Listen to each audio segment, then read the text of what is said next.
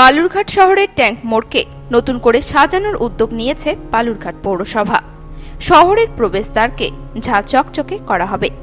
সেখানে 105 ফুট উচ্চতার জাতীয় পতাকা বসানো হবে।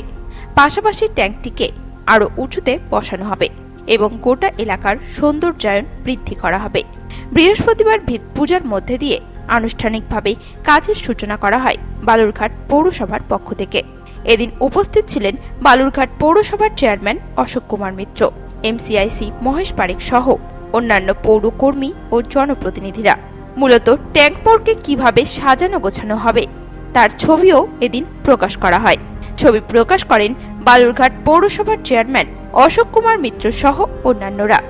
শহরের ট্যাঙ্ক মোড়কে নতুন রূপে সাজিয়ে বালুরঘাটবাসী তথা জেলাবাসীকে উপহার দিতে চলেছে বালুরঘাট পৌরসভা। অতি দ্রুত এই সৌন্দর্যায়নের কাজ শেষ হবে বলে জানিয়েছেন বালুরঘাট পৌরসভার চেয়ারম্যান অশোক কুমার মিত্র। বালুরঘাটের ঐতিহ্যবাহী যে ট্যাঙ্ক, যে বালুরঘাট ট্যাঙ্ক মোড়ে আছে এবং ট্যাঙ্ক মোড় নামেই খ্যাত হয়েছে আমাদের বালুরঘাট শহর, সংস্কৃতির শহর।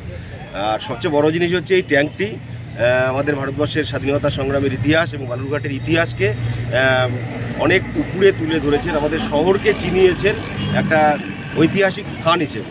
তো আমরা যখন বালুরঘাট পৌরসভা পরিচালনার দায়িত্ব গ্রহণ করেছি এবং তখন থেকেই আমাদের একটা প্রচেষ্টা ছিল এবং বালুরঘাটবাসীর দীর্ঘদিনের একটা ডিমান্ড ছিল যে এই ঐতিহ্যবাহী ট্যাঙ্কটিকে একটু আরও উঁচুতে স্থাপন করে এবং পাশাপাশি তার যে বিউটিফিকেশান এবং যে তার ভিউ থেকে শুরু করে সেই কাজটা যাতে করা হয়। তো আমরা সেই বিষয়টাকে তৎপরতার সঙ্গে কমপ্লিট করি এবং পাশাপাশি শুধুমাত্র ট্যাঙ্কটাকে উঁচুতে স্থাপন নয়, এখানে একটা আমাদের ন্যাশনাল ফ্ল্যাগ, যেটা 105 ফিট উঁচুতে একটা ন্যাশনাল ফ্ল্যাগ থাকবে এবং পাশাপাশি সাইড দিয়ে ছোট একটা ভার্টিক্যাল গার্ডেন থাকবে, ভেতরে পাথওয়ে থাকবে এবং এখানে ইন্টারনালি মানুষ আসবেন এবং এই যে ইতিহাস, সেই ইতিহাসকে মানুষ দেখবেন এবং সাক্ষী থাকবেন।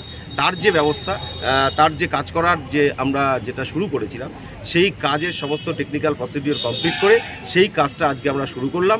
আমরা খুব তাড়াতাড়ি এই কাজটা কমপ্লিট করে বালুরঘাটবাসী তথা জেলাবাসীকে এটা আমরা উপহার হিসেবে দিতে পারব।